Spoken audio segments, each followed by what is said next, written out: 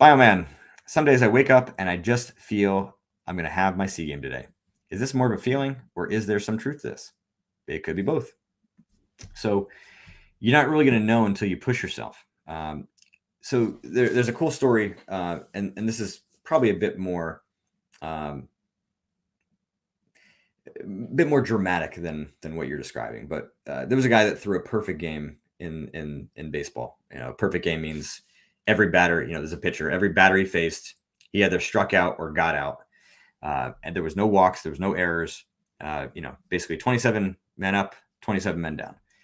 And when asked afterwards, how did he feel in the bullpen warming up? He's like, didn't really feel like I had much. Didn't feel like he had his A game. Now, I don't know that he would say that he had his C game or felt like he had his C game that day. But the point is that how you feel when you go into something is not always deterministic about what's going to happen. So you may need to just sort of have a bit more of an open mind and say, man, I feel awful. Does that matter? Being curious about that can sometimes free you up a little bit. And then you can just go kind of test it and see.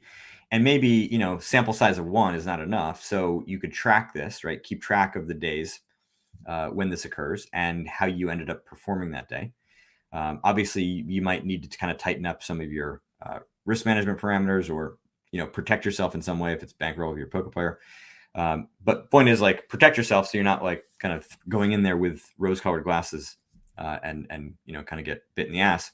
But you push yourself and see what you find.